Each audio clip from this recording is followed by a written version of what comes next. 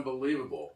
Yes. And I feel so lucky to be here with you two guys who are like major innovators in this space, come up with some really, really kick-ass stuff and cool technology too. So here we are, and this is our data sovereignty series. Data sovereignty is something that we're all very passionate about. Something that basically for each of us means that you've got freedom of speech, you have your right to have control over your own data, ownership over your own data. The world is changing so fast, and we want to make sure that we have a voice in this whole shift, especially as now everyone's talking about meta. But here I am today. I'm joined by Matt Larby, who is CEO and founder of REALM Art, really cool NFT platform. It has a whole social concept as well that I hope you talk about a little bit about today. Shall do. Absolutely. And I'm also here with the Unbanked CEO and founder, Daniel Gouldman. Dan, so great to have you here. It was great to talk with you last week when we had a chance to do a quick little, I guess, joint interview of each other. Getting to know you. Getting to know you. And then I saw you here. Of course, you know, you can never tell how tall someone is until you actually meet them in person. True. And you definitely shocked me because I was like, whoa, this guy's tall. 6'5". Yeah, there you go. There you go. So now I know that you can play ball. And I would only probably be a point guard. Yeah, well, you know, you might surprise everybody. You know what? Actually, I'm pretty good at basketball. I do have a court at my house, so I do play quite often. So great to have you here. Is this your first time to Monaco? Yeah, for me. Really? Yes, since I was a child. It's amazing. Since you were a child. Well, Yeah. you've got an English accent, so it sounds as though you've been on this side of the pond. Precisely. Precisely. I grew up in the UK too. So tell me about how you got into this whole crypto space.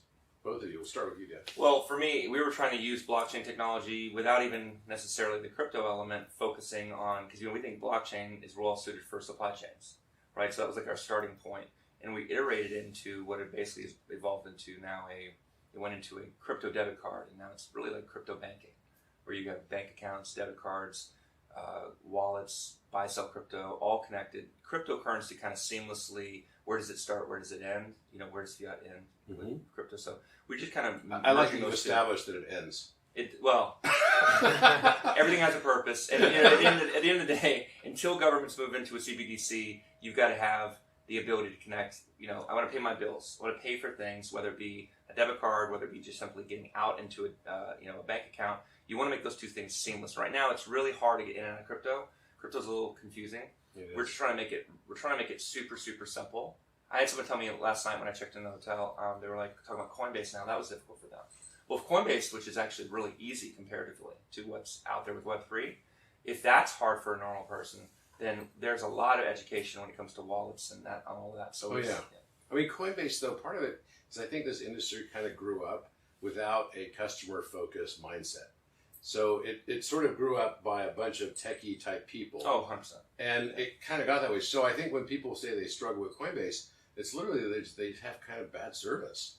Well, they have good service. There's no doubt about it. And Coinbase is like the Facebook of the industry. They're doing very well. I say that with all the insults that come with it, but they've done very well. You know, they obviously have made a lot of money. But I do think that the true beautiful nature of sort of, you know, what really is happening with when you hear the term Web3, when you experience it, that is something you can do without Coinbase, and Coinbase knows that, and so they're going to try to give people the access to a Coinbase wallet and things like that. But it's exciting, and we're trying to simply make it easy for people to do banking. So you become kind of an on-ramp, I guess. On and off ramp, yeah. That's bank great. accounts in 200 plus countries. We're expanding our card program to most of Europe, Latin America, and we have some other really cool stuff panned out. So that's awesome. That's really awesome. So how important is privacy in your world? And security, I guess. Well, security first and foremost, because when you're dealing with money, you know, that's a really serious deal. And we've got really good security protocols in place, and we're very proud of them. In terms of privacy, it's an interesting dynamic because if you get into things like GDPR, the law that they passed in California, and the various privacy laws that exist in the United States. What's GDPR stand for again, just for our viewers? General Data protection regulations. Yeah, thank you. Say that again? General data protection regulations. General data protection regulations. Yeah. And that's obviously a huge deal, right? In terms of you can tripwire over something, and we know Facebook and Google have paid a lot of money in fines just due to GDPR. A lot of companies have, and so data privacy is a really big deal. But if when you're dealing with regulators, as we do, because we're a regulated entity, then you find that there's almost like a little bit of a double speak in terms of protect people's privacy. However, if the government requires you to maintain records on people, so let's say hypothetically you don't want to maintain records on people, you don't have an option as a company, you're actually committing that you are going to keep people's records, and then you have to, for a certain amount of time, several years, and then you have to be able to then provide those to the government if asked. In fact, in the United States, if we're ever requested, this is the law. If somebody from the government asks us for particular information on you, we're not even allowed to tell you legally. Like, it's illegal for me to tell you. So it's that kind of doublespeak, that exists when we talk about privacy. So you're not allowed to inform one of your customers they're being investigated. Correct. Because if somebody's doing something if it's suspicious, depending on what we're talking about here, suspicious behavior, right? If somebody is potentially money laundering, you don't want to obviously, let the potential money launderer know.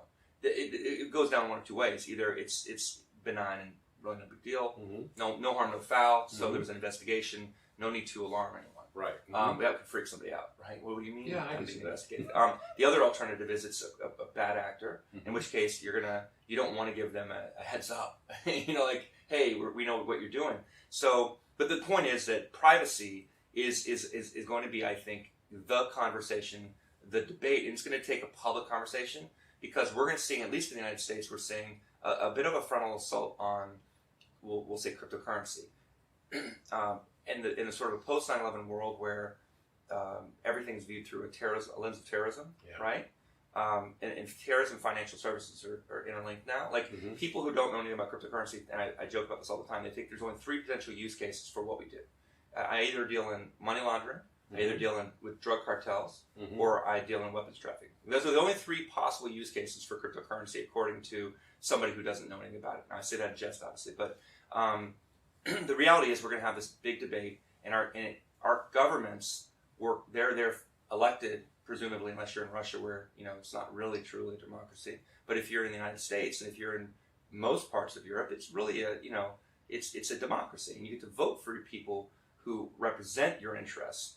So if those people who are there representing your interests, I do think we've gotten to the point where we've lost our minds a little bit. Now in the United States, and I'm a very liberal guy. And we've got people talking about now wanting to have records on anything over $600 per transactions. Yeah. We've lost our fucking minds. So we need to, the people, right, need to literally say, it's like, there's a limit, right? In the United States, the right to privacy is guaranteed by the 4th Amendment, and others. So if we value privacy, and it's important to us, and if we do have the right to be able to control our own financial freedom, then I think crypto is going to be a big part of that. But there are people right now that are trying to stomp on that. And that will be the push-pull dynamic. We'll figure it out. As a society, we will figure it out. But I care tremendously about that, where you can still protect from things that are bad, protect from the bad actors, protect against terrorism, and yet still maintain the right to privacy that we all are, at least in the United States, are protected with. So. Well, that raised another question about ownership, too, and who owns data, which I think is much easier to actually protect than even just privacy laws. And I just went through this whole legal analysis, and that's why we came out at my company, Crown Sterling. We came out with a sort of data bill of rights, and the data bill of rights was that we believe that data is your intangible personal property, and it's yours because you're the original producer of it.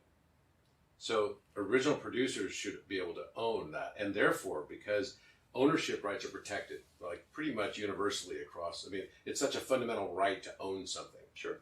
That we found that was probably the very best way to protect data and your ownership, much easier than trying to go after the privacy argument, because there's so many laws.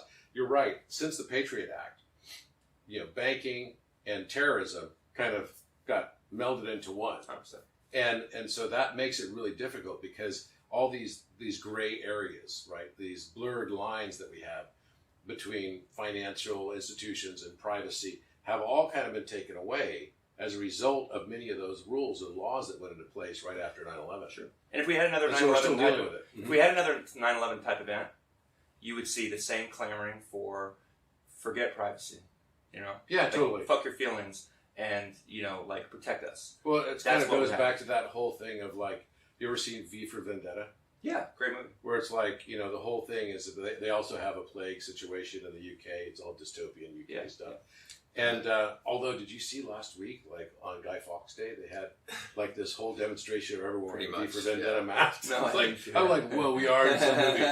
Same day, pretty much. Totally.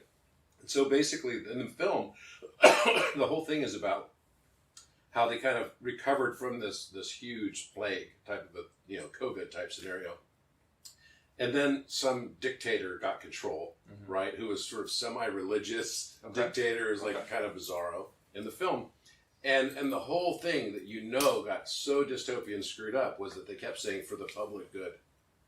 Oh, well, Everything is justified. But that's always the case. For the public That's good. always the case. That's what we see in authoritarian governments. And that's the thing it's actually, crypto is like anything else. It can be used for good, it can be used for bad. But more of it's going to be really good stuff. It's going to protect people from these sort of authoritarian type governments, in my opinion. It's like, it's the closest thing to freedom, true freedom. Not this, like you see Chase Rewards freedom card. That's bullshit. That's a marketing message. True actual freedom and the ability to actually control your own destiny when it comes to financial services and your own money is, I think, a fundamental human right. Like, that's our mission, right? So you have people like the Chinese government, which is kind of my foil lately. They came out with their own digital asset, not because they are so innovative, although they are an innovative country, by stealing all of our technology. So they're innovative in that way. Beyond that, no, they did it as a defensive maneuver. Because you have all, the 1+ billion Chinese people that are using US dollars to buy Bitcoin and other cryptocurrencies. And so that's scary if you're the Chinese government, because now you have everybody using dollars, right? Which is, by the way, the world's most traded cryptocurrency. So they had to create their digital RMB in order to sort of retroactively kind of get people into, give them the digital capability, but then keep them in the one. So I think if you can give people access, and this is what the American government doesn't seem to understand at a political level, and I hope that we do. If you have people, like there's over 1 billion people today, we're talking about freedom, there's over 1 billion people today with inflation rates over 10%. That's insane. Now, in the United States, especially within the last week, talking about inflation rates in the United States went up a lot. And that's going to happen when you print 30% of all the money in U.S. history came in 2020.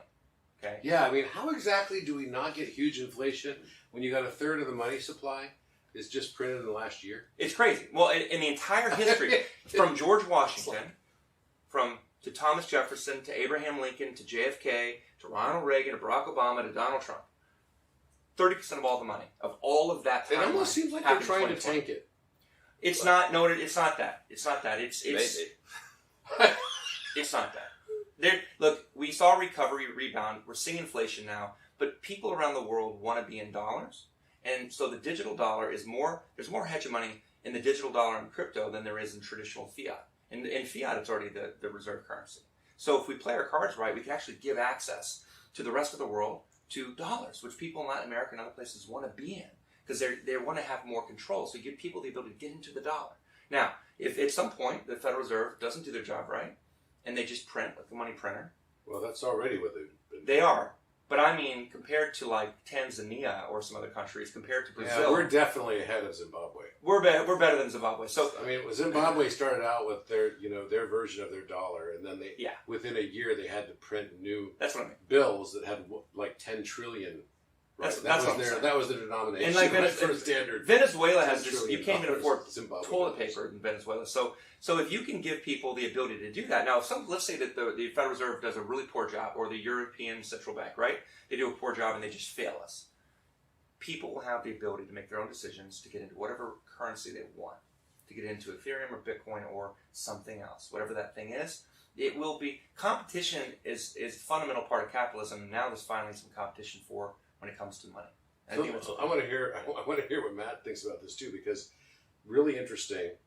If you look around the world, this whole monetary policy thing has been so fascinating to watch because it's sort of Keynesian economics, and what we've been dealing with since World War II has been let's control monetary policy, because until World War II, it was pretty much all fiscal policy.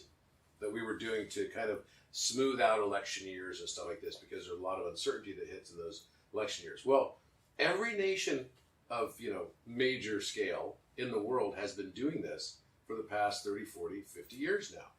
And as long as there was no cryptocurrencies, it would work even during COVID, because if everybody printed the same amount of money as a percent, the purchase power parity would remain equal, right? Purchase power parity is a concept of what is the price of, we used to always use this comparison, although I hate these things, what's the price of a Big Mac in country A versus country B?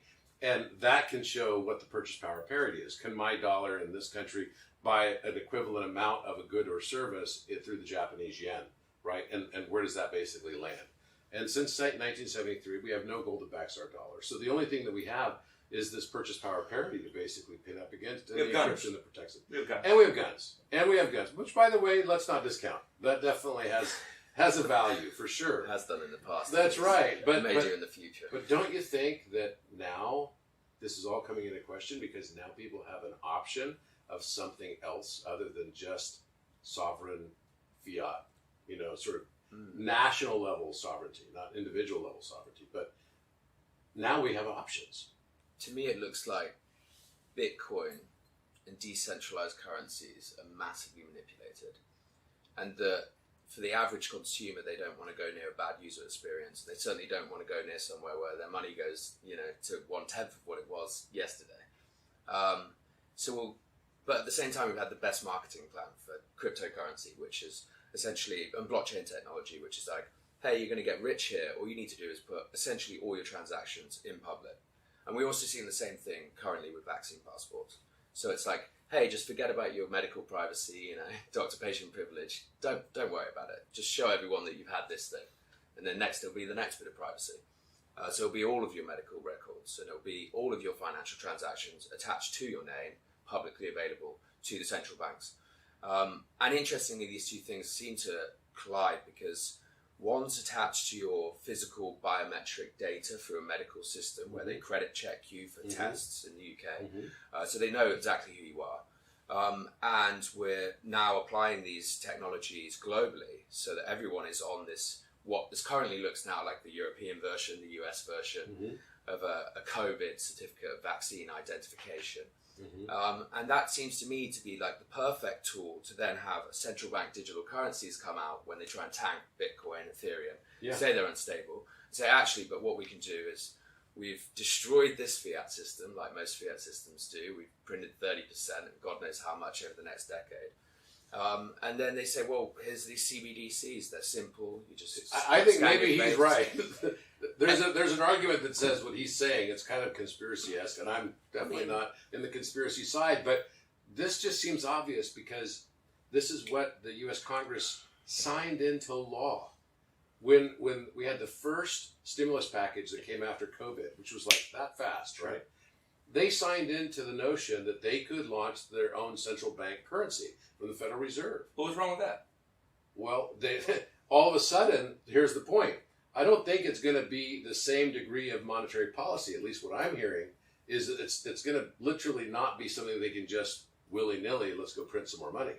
So in effect, what this is doing is sort of potentially tanking the current system, right? So that they can launch effectively the next system. Well, because you have fidelity of data. Because if you're trying to manage these output, the price of the Big Mac in different countries, etc., being able to see what people are buying in each of these different places, and also through smart contracts, being able to essentially do what the Chinese do, which is, you have social credit scores, which enable you to direct human spending patterns based on, did you go to the gym? Where are we focusing? Okay, you went to the gym, now you can go to a restaurant or now you can go. I like that concept. So you have a way of maneuvering individuals and the flow of economic activity. Even down to $600. And, if you do that, and then, precisely, down to a very granular level.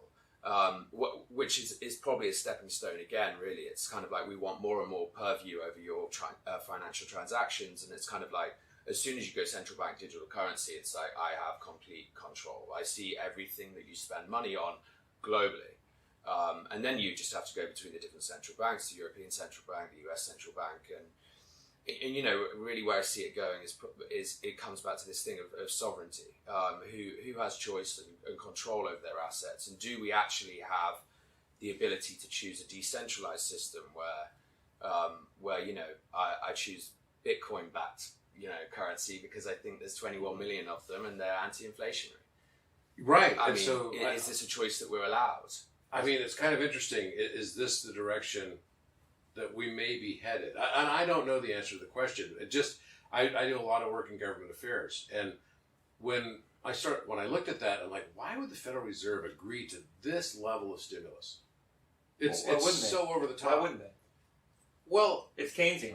yeah, no, absolutely, but it's unprecedented to this degree. COVID was unprecedented. Now you could say, we kind of made it super. We unprecedented shut too. everything down. Yeah.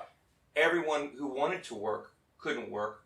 We said, you can't open your restaurant.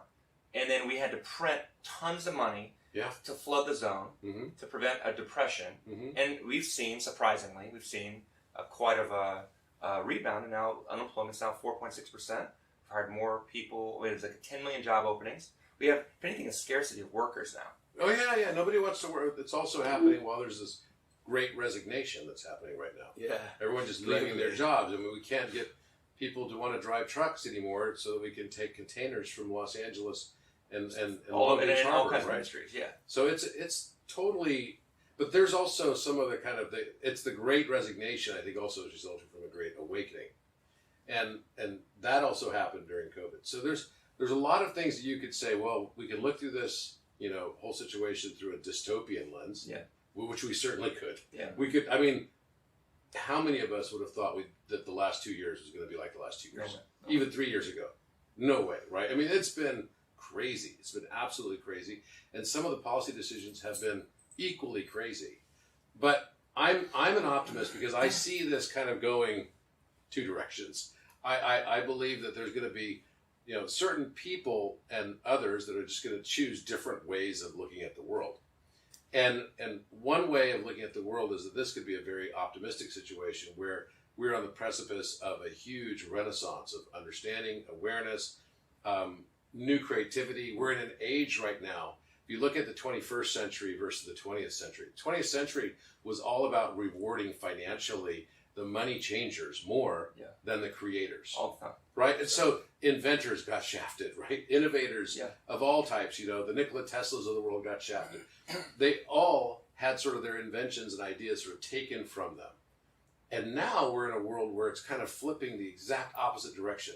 You know, late 20th century, musicians kind of got shafted. Early 21st century, also the case.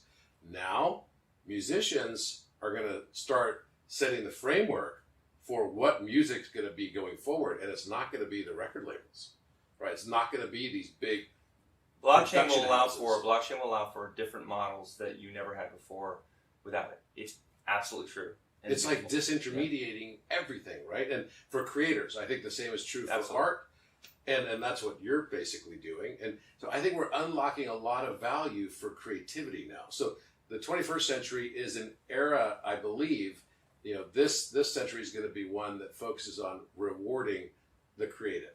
And that is going to, you know, permeate through all parts of society. The way patents are done, the way copyrights are done, everything is going to be benefited, I think, on the creativity side. The people that have made most of their money on kind of just being a middleman in all industries, I think are going to go through a tougher time. Well, that's the point about blockchain. Do you see that too? Yeah, 100%. They have to go. Because now-nowadays, it's like if you look at the way banks have changed, for instance, we've gone from these huge gargantuan organizations with loads of people to basically fintech with 7,000 people. And then you go to like a smart contract with maybe 10, 20 people. So it's like all of that's done is just remove people from the equation and just put people connected directly with someone who wants to borrow money or store money. And it's all managed through a smart contract. So it's super efficient. Everyone's going to, all the middlemen are gone. It's just software nowadays. I see at least in the metaverse, what we're trying to do is we have the option to create a new world. We don't have really any laws there. There's no planning regulations. There's no taxes. There's just a bunch of things that we all decide that we want to agree on. We set some parameters. We do some social good inside there. And then it becomes like a sandbox for what we could potentially then relay into real life afterwards. Because I don't think we'll change the bits, you know, the matter out here. It's too difficult. It's too slow.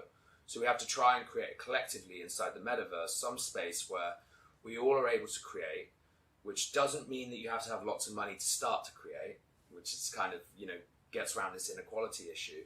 And then from there, hopefully we can try and apply it back. That is a big deal. Yeah, fundamentally, it has to be that way. And most of the decentralized applications, like Decentralized, etc., started with basically quite expensive land now. So it's like no one can really get in unless they're already a whale. And then the whales don't have the skills to actually build anything inside the digital world.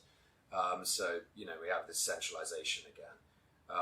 It's kind of how I see the creatives kind of exploring these virtual spaces in the metaverse and using it as a kind of a tool to sort of figure out what we should do next in the real world. I mean, ultimately, there'll be more value inside the metaverse than any other service that exists. I mean, it will become the interface layer for everything we do digitally, socially, entertainment, all of it.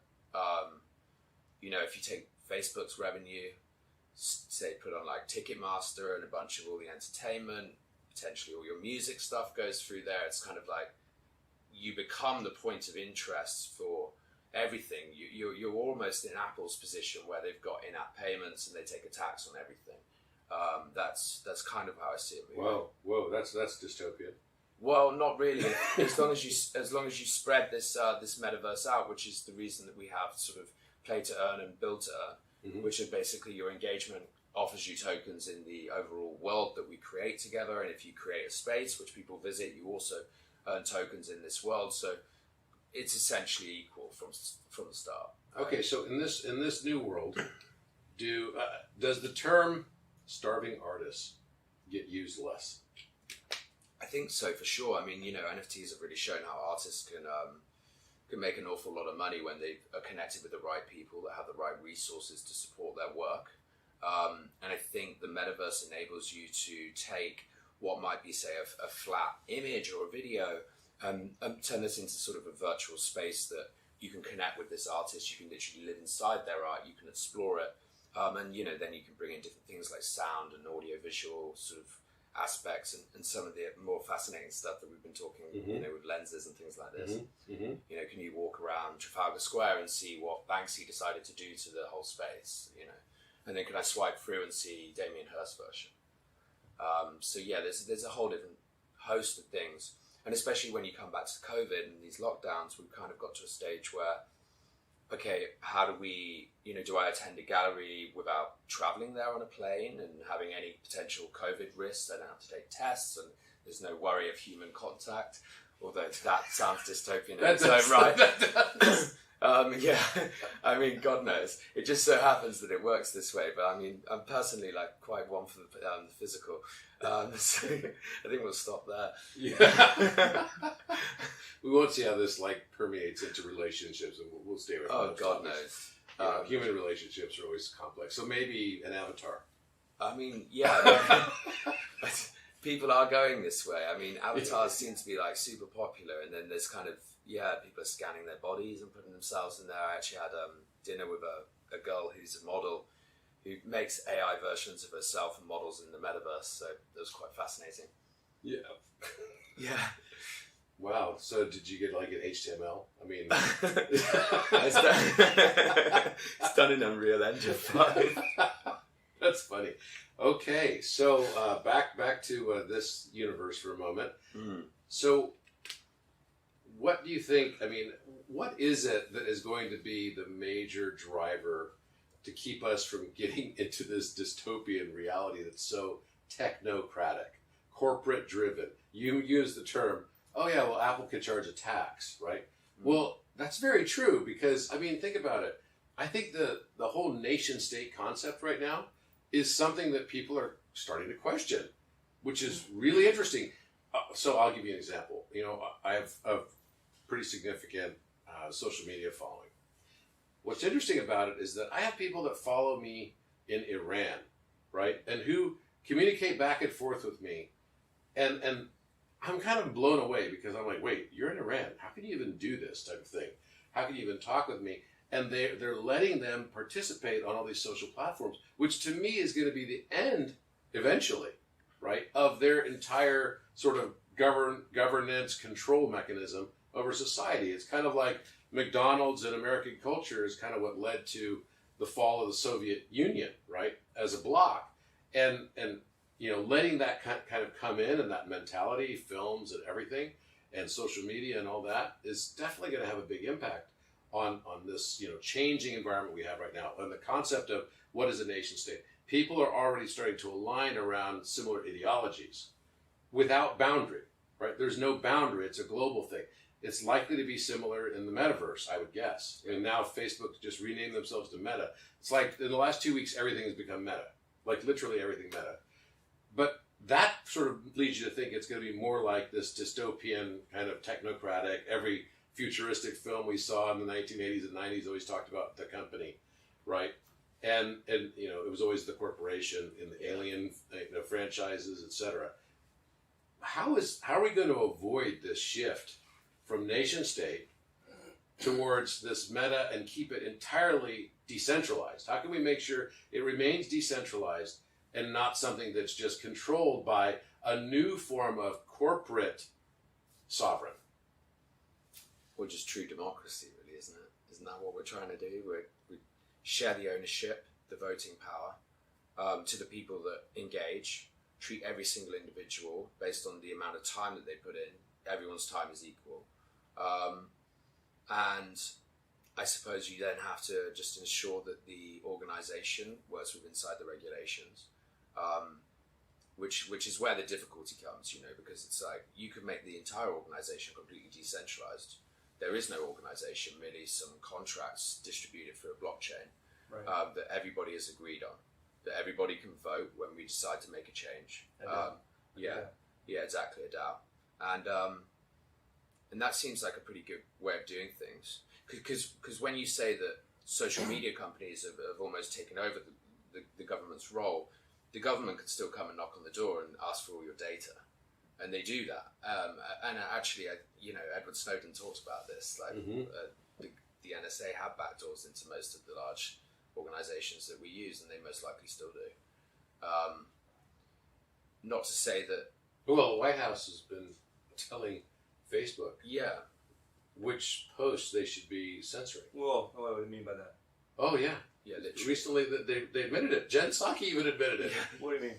On podium in the White House, she said, we've been informing Facebook which posts we don't like and we think should be removed. So here's the thing. Like, at the end of the day, I would have to research what Jen Psaki said, but we have a fundamental, rule of law in the United States, okay? And to me, I don't have any concerns, certainly not with this administration. They have all kinds of issues, but one of them is not about overstepping the law. And so if something's within the law, then whatever that is, they're going to do it. Okay. So the issue that you were talking about before, to me, it comes down to, I think you said democracy is the key point here. We've seen this growing thing in a global way. People, it's almost like we don't value at an individual level as much what democracy actually means. And so if you're not going to fight for it, right? Fight for it. And I mean fight for it in the United States. We have a little bit of a bent towards fascism now happening, where people will overthrow a fucking capital. And they do it you talk about, under the name of patriotism. Fuck you and your patriotism if it involves you going into the United States Capitol to try to change, the election results. Okay? Go to jail. You don't pass go. You don't collect $200. We can't allow that to happen in the United States, which is the world's oldest democracy. We can't allow countries like India, which is the world's largest democracy, with Modi, that have, there's a little bit of a divisiveness that he's had happen there. Or in Erdogan in Turkey, we know what they've done, right? There's a bent towards fascism happening around the world and authoritarianism. Mm-hmm. So the choice that we have to make as people, it's like we have to take responsibility for ourselves, and we have to stop blaming everybody else. It comes down to when I'm going to fight for what I believe in, and if we do think that democracy matters. Some people say democracy doesn't matter. In China, they tell you, look at those idiot morons in America, which, by the way, I would say Canadians are smart Americans, right? Because I look at my own people and I say, what are we doing? Like, we're not that smart right now. We can't just rest on our laurels from our history of amazing innovation. But we don't want to have a Chinese model. If you think what we're doing in the United States is bad, what happens with the world's second largest economy is trying to govern that way? I don't want a Russian or an Iranian or even a Turkish or a Chinese led type of government. No, but the thing is, a lot of people, I mean, it's becoming blurred lines, right? The reason why there's so much fascism push in the world right now, and I agree with you, is because there's also the counterbalance of that also happening. Okay. But what's interesting is that this is one of the things I learned when I worked for Bausch and Lomb. I came back, I went to Hong Kong on a business trip, and I had to interview this guy who had left the country manager position of Thailand for 5 years to go on a 5-year Vipassana, like one of those, you do 10-day Vipassana, you don't talk to anybody, you don't speak at all. He did this for 5 years, vow of silence. Okay, yeah, I've heard. So the guy left, and the guy that replaced him in Thailand was his mentee, and after 5 years, he said, okay, now my boss can come back and be my boss again, which is very rare. I mean, in the pharmaceutical industry in particular, that's super rare. Mm. So I wanted to meet this guy, and I'm going to be one of the first people to talk to him after 5 years of silence, right? So we're at the salad bar line. We don't have flat salad bars anymore, right? Salad bars are gone. Even upstairs right now, I don't know if you guys had breakfast there this morning. They have someone pick the food for you same. Out of the buffet. Same. It's so weird, right? I was like, can I just do this, please? Yeah. I know. It's I can get my pancakes. I know. I can get my pancakes myself. It was so weird. So I'm talking to this guy, and I said, so what was it like? What'd you learn when you were, 5 years of vow of silence? And he says, there is no duality. What do you mean by that? Yeah, that's exactly what I said. It sounds very profound, but I don't know what the hell that means. What the hell does that mean? And he's like, there is no duality. There's only charge or difference in perception. And I was like, huh. So he didn't say much more than that. It was so quiet, so stoic and everything. I thought, maybe there's something profound in this. So I'm flying home, and I take out my notebook, and I start to write down all the concepts of duality that I could think of. Okay, so I look up the definition of duality, right? I write down all the things like, okay, what's the opposite of arrogance? Humility. Okay. What's the opposite of good? Well, bad. Right. What's the opposite of love? Well, okay, that one was more challenging, right? It could be hate, it could be fear, it could be a lot of different things, but okay, you kind of generally get the concept. So I put 150 terms down on this notebook that I have. And I realized that actually what I had previously perceived as being on a linear sort of equation, sure, right? One opposite of the other, I realized it's more like a circle. Because I started thinking, okay, do I know someone who became so humble, they became arrogant in their humility? Oh yeah, I know lots of people like that. You know anybody who's ever loved you so much that they then yell at you and tell you they hate you? Right? And there is a fine line between love and hate. I understand. Right? So then you start to realize maybe the way I'm looking at it is actually just the way that I want to see it, whatever that thing is. And communism has the same kind of characteristic. If you look at all fascist societies, all fascist societies started out as social democracies. They always start out with this language Germany. Social democratic, right? That this is Nazis. The Nazis were a democracy. They were social democracy. That's right. Before the Nazis. Exactly. And that's how these guys rise to power, which is really fascinating because it's like, wait, I'm going to run on communism where everyone's equal, but some are more equal than others. And look at China. China is now an authoritarian fascist regime. Well, it's because they have a civil war between the folks that become now in Taiwan, that sort of thought process, and people who end up winning, which were the Maoists. Yeah. I mean, you look at North Korea, right? Kim Il-sung, Kim Jong-un, all these guys. I mean, here's how you tell if a country's fascist or not, even though they might put on the outside that they're communist. Yeah. Is there giant pictures of their leader everywhere? Oh, anybody, I'll give you an example of that. It is American who finds it offensive. Anybody who will run around with a goddamn flag of the person as their leader in place of their country's flag is probably perfectly fine with fascism. And we saw a lot of that in the last 4 years. I don't want to see another American truck with a picture of an elected politician in my life. Yeah, I disdain any type of because that's exactly what it is. Right? When you see that it's like the Mao grand Zedong, leader, the grand leader. You go to Tiananmen Square, and all of a sudden there's a grand leader. It's like, whoa. The same is true in Cuba. Oh, there's pictures all over Havana. But it's right wing and left wing. Cuba being left wing, yes, and then something like a Hungary being right wing, right? But that's what I'm saying, is that going too far to the left brings you out on the right. You become extreme right. So too far left becomes fascism. In this context, communism becomes a mask for fascism. And it's fascinating to me because it just goes in this circle. And I see this on so many different things on a philosophical level. And I started to realize myself, the Great Awakening for me has been one thing, and one thing really most important of all. And that is me realizing that my perception is not objective. Well, it never is. It never is. By definition. By definition. But I didn't really, I always kind of held to certain objective truths, and that somehow I could remove myself and my own bias. You found the objective truth, so that's your platform where your life could live off of. Yes. It's like, okay, that was everything. We all think that. That's why I went deep into math. Yeah. Because when I had a life crisis in 2016, I questioned all of my objective truth. And I had to start over. And I said, what's the queen of the sciences? Mathematics. I had to reconstruct my mathematical world. Until you figured out the point of singularity broke you all down. There you go. But see, I myself, I'm not Republican, I'm not Democrat. Yeah. I'm libertarian. I believe in individual rights and freedoms. Right. And I think there needs to be a construct. But I think that blockchain, which gets me so excited about this, is that blockchain is the first opportunity I've seen that we're not just moving to another hegemony. Well, this is where you're part about worrying about the dystopian view. Mm-hmm. I'm bullish. I think we haven't seen our best days yet. I agree with you. I don't think anything within the world, and certainly as American, from an American point of view, but that's only going to happen because we are always, every day, you cannot base it based on what somebody did, your grandfather did in World War II, right? Like, that happened. The greatest generation, we view it from the United States, they did their part.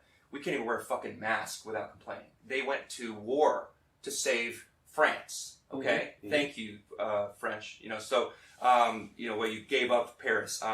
But we every day we make a decision. We make a decision every day that we are responsible as to ourselves and to our people, to our communities, to our country, frankly, I'm a cross-border guy. Like, I love people across all the world.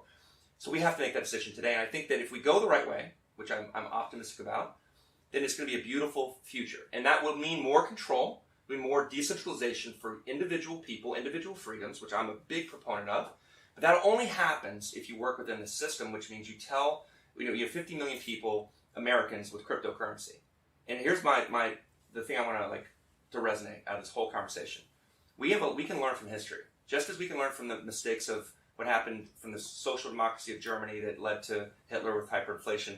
We can also learn from what happened in the 1915 to 1920 range in the United States, where you had a bunch of people whose sole mission was to make alcohol illegal. They were prohibition, and they were completely of all types of people. They were Democrats, Republicans. They were not of a certain sect. They kind of crossed. It's like a Brexit thing where they kind of didn't neatly clean up into a particular point of view. Mm-hmm. So their thing was, we're one-issue voters. That's it. We're one-issue voters. Mm-hmm. Don't care about any of this other stuff. I care about one thing. You're going to make alcohol illegal. It's the wrong mission, but it's the right way to go about it. And so if you're for that, we're going to vote for you. And it seemed impossible at the time. And they actually had a 5-year timeline to make it end, and it actually got it passed. So then we had prohibition in the 20s, which was a disaster, right? But the point is, their mindset was, we're only going to vote for you if you support this position. So if you think about that, and in democracies around the world, we say, listen, we're going to be one-issue voters. And we care about this issue around financial freedom. We think that this is the future, and I care about this issue. So by the way, I don't care what your position is on abortion. I don't care about what your issue is on this, and this, and this. Right. If you're not for it, I'm voting against you. I'm not voting for necessarily somebody else. I'm voting against you. Yeah. And I think that is what we need to do in order to change, to make sure that the United States should be the beacon of the world it can be. And if we fall down, then I think that then it's up to Europe. And Europe is a little bit of a fragmented mess, not because Europe's anything wrong with Europe, because it's all these different countries that are doing their own thing, right? So the United States has to be the leader on this issue, and that means Americans individually have to make it known that that's where they stand. So, but to that point, I'd love to hear your thoughts on this too, Matt. Does blockchain represent just a big opportunity for governance without more government? And could we also create a whole referendum process as part of that? Because, the whole blockchain process, the smart contracts and everything that kind of come along with that, it seems to me that this is the first time I've ever seen anything where there could be a more efficient governance model that the government could employ as well. Because I think blockchain is going to be something that gets used across all segments of society, I believe. Is there an opportunity now to say, instead of these, very, very bipolar issues like prohibition, right? And where everyone's just going to vote on one line, even though we're choosing a candidate based on, you could use the same thing for against abortion, for abortion, right? Same thing. But then you end up with a whole bunch of other stuff you didn't necessarily want. All the time. Right? Is there a way that we can cut through this kind of BS and get more of a referendum process? Well, yeah, there is. I mean, I'm surprised that we haven't seen it. That everyone does everything on their phone, they bank, they know who they are, and it's kind of like, why do we not have more form of direct democracy? Instead, what we've seen is the opposite, identity politics, where it's like, hey, but it doesn't even need to be explained. So maybe in blockchain at least, we can use this central consensus, this source of truth, to you own this, you have these tokens, you're able to vote on this issue. It hasn't actually worked very well recently, though. Like, to date, most people that own the tokens tend to just be there to speculate rather than to sort of direct the project. Mm-hmm. Yeah, they don't really want to, and you just find that the large token holders kind of have such a sway anyway, which I guess is some of the problems that you have with pre-sale investors and things like this, where they just get substantially more tokens than sort of anyone who comes in later, which means that they substantially more voting power, I suppose. You can try and balance that out by taking a large portion of the tokens and pushing them out to the community. And then I guess it will come down to sort of voting via your phone or in some simple way about proposals. I mean, Ethereum's done it quite well, to be honest. Mm-hmm. But yeah, I mean, I'm surprised the government hasn't done it more. They have direct democracy in California. It doesn't work that well. We have a referendum process, but it's not something that is... I mean, there are aspects of it, I'll say, that seem to work okay. I mean, I live in California, and there are aspects of it that I like that we have referendums on. And it actually just makes it definitive as well. It's true. It closes the issue. Whenever an issue comes up, it closes Prop 13, whatever prop is coming up. It kind of closes the issue. When the vote is done, everyone just sort of moves on. So from that perspective, it's kind of nice. There are aspects that I do like. I don't love I think that the founding fathers of our country, and I'm definitely someone who's studied a lot the Constitution as well as the Declaration of Independence. And in the time that was put together, it was like a genius document, right? It was like beyond genius. And we needed representative democracy. There's that famous historical reference where they couldn't get all the states to agree on everything. And so all of the colonies sent a letter to King George III and said, hey, we don't want to have to pay taxes without representation. Right? That was sort of the whole foundation of it. And so they thought that the English king was going to come back with some reasonable response. We're not going to tax you too much. And by the way, the level of tax they were looking at having to pay was so minuscule, it's laughable today. It's like laughable. And they're like, no way, we're going to go to war over this, right? We're going to break away from Mother England. Doing your taxes, right? It was like, there was a very different person back then, right? But it was funny because in the history books, the way it references this is that they couldn't get South Carolina and Philadelphia to agree on things. Well, who's the famous person from Philadelphia that was at the Declaration of Independence? Ben Franklin. So Ben Franklin, he's trying to get his own state to align on this stuff. He couldn't get his own state to align on it. But then finally the English king sends out this proclamation.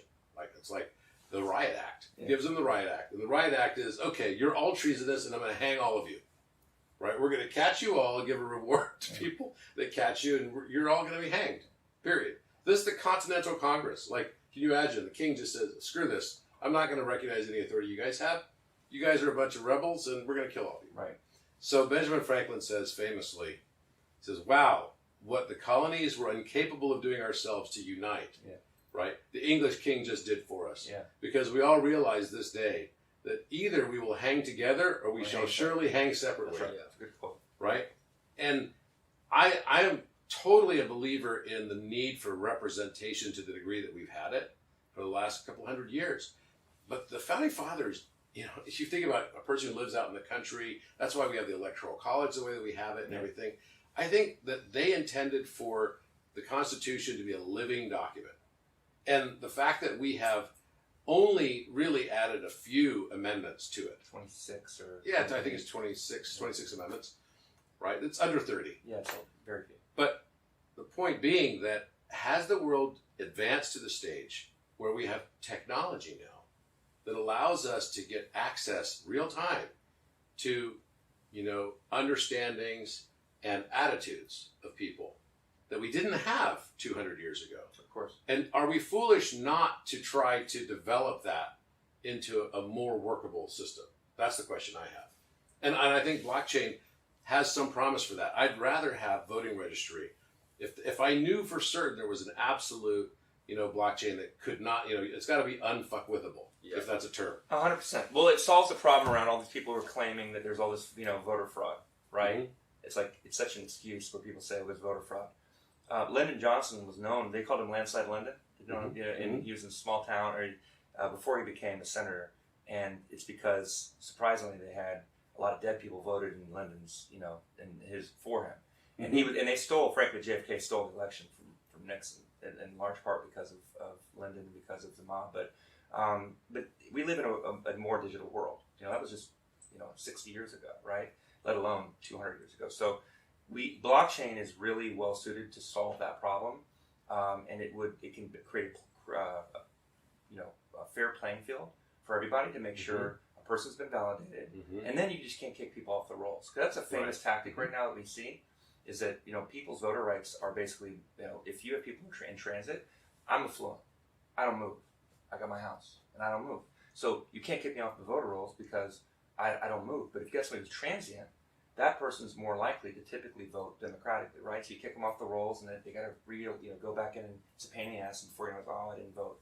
So if you use blockchain, it eliminates the question mark around, whether or not they're legit. They've been validated, and then this way you can actually have a record. And as long as you can do it in a way that maintains sort of privacy, which is always the sticking point, if you can do that, then it can be a beautiful thing. But it's always about how do you execute it. We've seen some pretty decent execution in parts of Europe. Parts of Europe where it's level-headed. Every time I talk to a regulator in Europe, they're just very level-headed, and they're doing their jobs right, and it's not a mess. We got a big country in the United States. It's a bit of a mess. We need to refocus and to focus on execution. Okay, what's your vision of the future, Matt? I don't know. I'd like to see more voting through phones. It seems weird to me that we're not doing that. You want relationships through phones, so. Well, no, I don't want that, actually. I freaking hate those apps. Yeah, they're bad apps. They're definitely bad apps. But that's another thing that became common. I don't know. I'd like to see people maybe less of a two-party system and more people voting on issues that are important to them. Potentially trying to remove all of the money from politics. Like, there's just way too much corruption and way too much secrecy there. It's totally imbalanced. Government's allowed to look at everything that you do and manipulate things, and I mean they're literally now allowed to make propaganda legally. I think again in the US it was illegal for a while, so you're allowed to create government content, and push it at your own people, which is an indirect way of making them vote in a certain way. Well, that's why some people found the whole Jen Psaki statement kind of repellent, right? Because censorship also, because what's happened is it's gone to the imp of the perverse. I think obviously taking out information that is like absolutely problematic, but still someone's opinion. Like putting bleach in your veins, maybe? Well, like putting bleach in your veins or whatever. It doesn't sound like not a good idea. It's not a good idea. I mean, you know what? There should be sort of a minimum level of education or something. Maybe who knows? But this idea, and I've seen it on social media, because even my social media has been censored. Not because I never talk about COVID. I never want to talk about COVID, and I never talk about vaccines. I never talk about any of this stuff. Dangerous numbers, though. Yeah, I talk about these damn dangerous numbers, And so well, actually what happened, I made one post where I was talking about Egyptology, and I was talking about Osiris and Isis. And I got censored on that because the AI read it as, oh, that's a terror organization. Of course. It was AI. It was AI, totally. But they don't have a mechanism to pull it back. So I appealed it, and then it just went to another AI. So and then after you've gone to your second time, they said, no, this is still a terror organization thing. It was like clearly not what this was. And I was like frustrated as hell because what happened then is you get shadow banned, right? Yeah, so all the time. And this to me is like a kind of a messed up it's not even something that Zuck would be a proponent of probably if he knew that it was as widespread as it is, but it's super widespread now. 100%. Super widespread. So, and then it makes them look like, shit, we better change our name. Well, that's where I think you'll end up getting into where blockchain will have these like unstoppable domains. Mm-hmm. Where you have these extensions where you go to a website and it cannot be taken down. Yeah. Right? And that you won't have an organization like Facebook taking it down because it'll just be decentralized. Yes. But the gift and the curse of that, as beautiful as it is, if you want to like see freedom in its fullest, capacity, you'll have political dissidents in China doing the good thing, right? Mm-hmm. You'll have patriots in America, talking about how the election was stolen. You'll see child pornography. You'll see weapons trafficking. That's all going to happen, and that's what the freedom will look like. And it's going to be interesting when you have a website domain that is doing good and bad, and you will see a lot of calls for people to take it down. And it'll be a very interesting debate among society about what it really means to be able to have like true freedom. It's like yelling fire in in an empty theater or something. That's what's going to happen, I think, in the next couple of years. That kind of debate. Oh no, I think you're right on that. I think you're absolutely right. But I don't think we're the first time in history to have to deal with this. And I think that there was great wisdom in the Founding Fathers to make the First Amendment about freedom of speech, because you can't have an operating democracy without the freedom of speech. That means you have to put up with a lot of shit. That's right. You have to put up with a lot of shit. The KKK and Black Lives Matter, right? Like it's like the spectrum of good and bad. But you have to allow it to exist that way.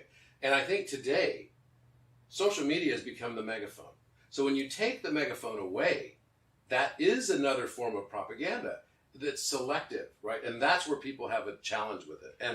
And I think that's where people get the most agita over it.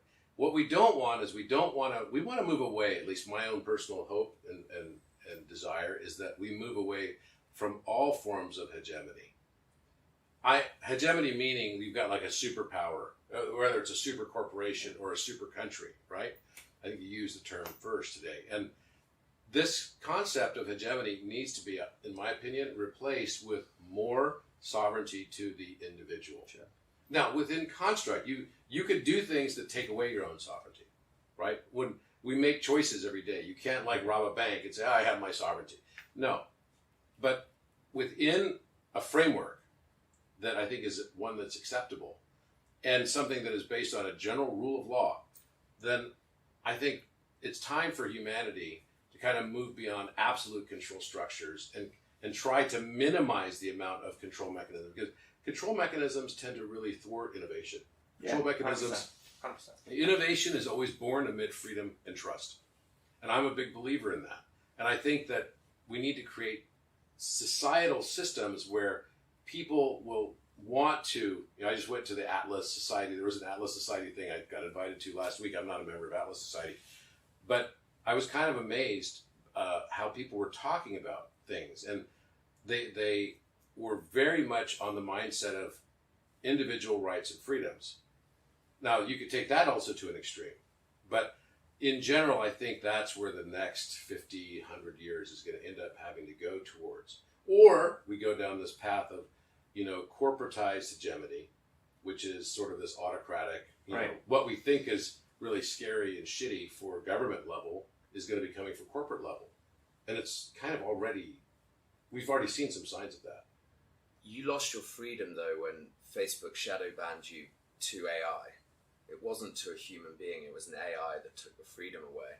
So we do have to be careful about, if we decentralize these systems, we put things into smart contracts, we run AI over there to try and manage and thwart lots of these issues, hide bad content, for instance, let's say like the really egregious stuff.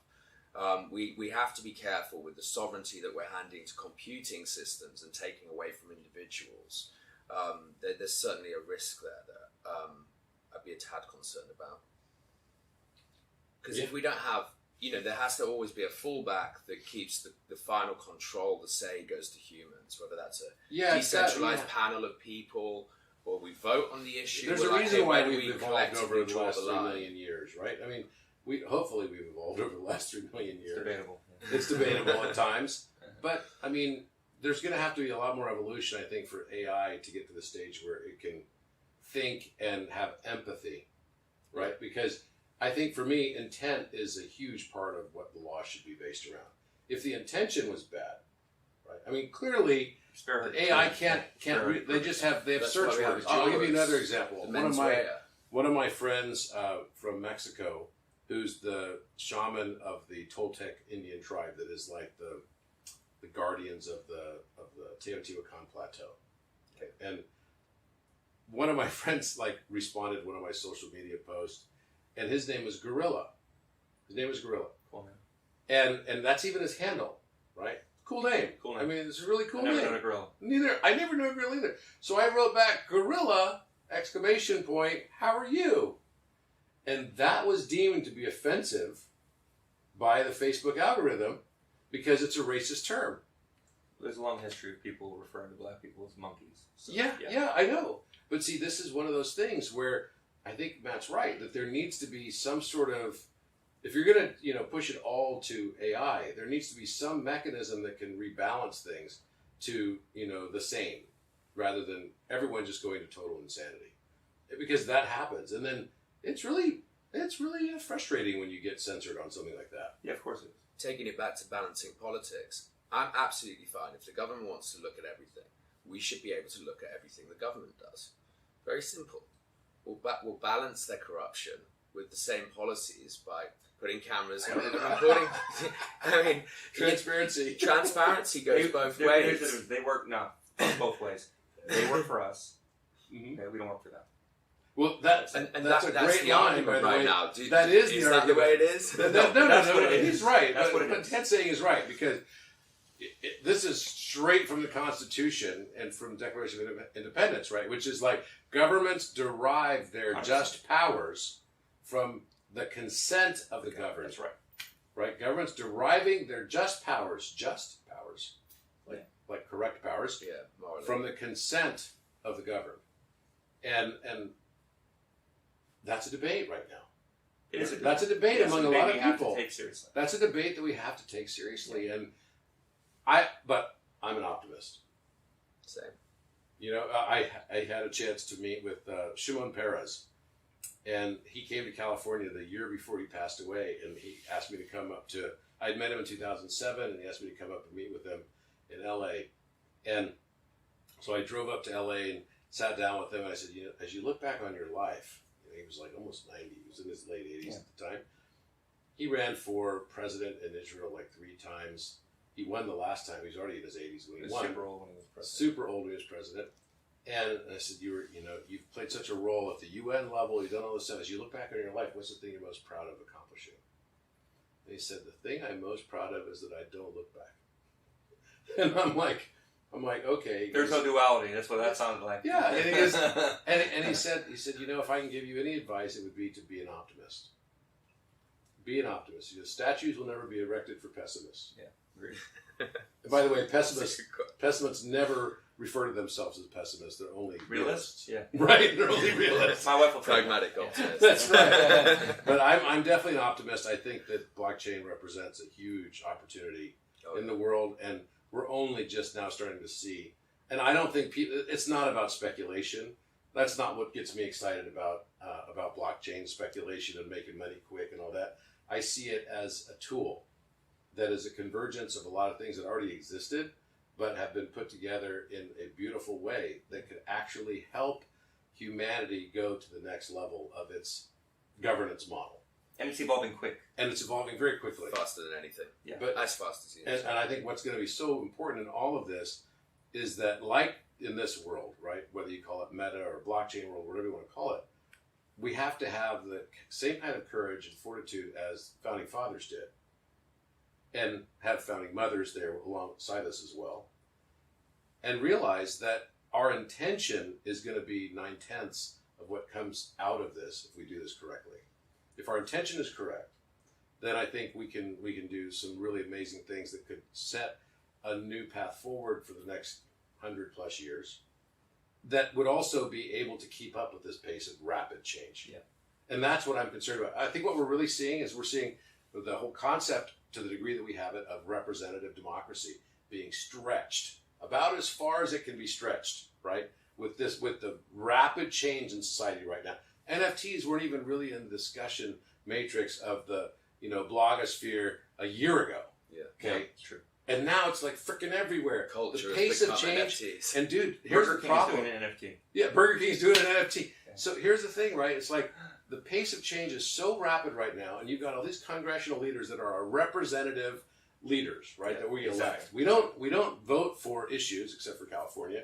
We vote for, representatives, and those representatives have a bitch of a time trying to keep up. And already they were miles wide 100%. and an inch deep on any topics. Yeah. So They're not subject matter experts in this field. Yeah. No, there's just no way. Yeah. And so I think that is going to be more and more the case, and it's going to represent unique challenges that I'm hoping that if we start to implement more in the blockchain space, that'll do two things. It'll make it more normal, and you'll get more widespread adoption of things like cryptocurrencies and everything. But I'm also hoping that it'll drive more innovation for creators, the age of the creator. This is what I kind of see this as.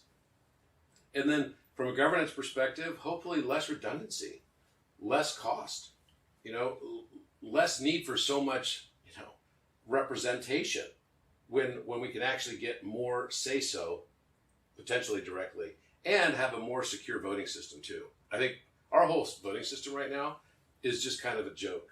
And it needs to be replaced with a homomorphic, fully encrypted thing that is your own blockchain that you can, some people that would say, the readers of Revelation would be like, that's the mark of the beast, right? That all of a sudden everyone's got an identification, Sure. You can prove who you are. But right now it's kind of a joke. So I think we're ready to evolve. I'm grateful you guys met with me today and excited about the future. Listening to both of your projects are super exciting. And it's going to be about social benefit. And social benefit takes on many forms, whether it's philanthropic or whether it's putting intention in place so that all the things that we do are done in a way that they benefit society. And not just one party in society, but benefit all. Agreed. Thanks, guys. Okay. Awesome. Good to have you with me today. Thanks so much. Thank you. Unbanked, CEO, Yeah. Dan Gouldman, and Matt Larby here with REALM Art, another super exciting company, technology with social good as its sort of focus. Yeah, sure. Thanks so much, guys. Okay. Cheers.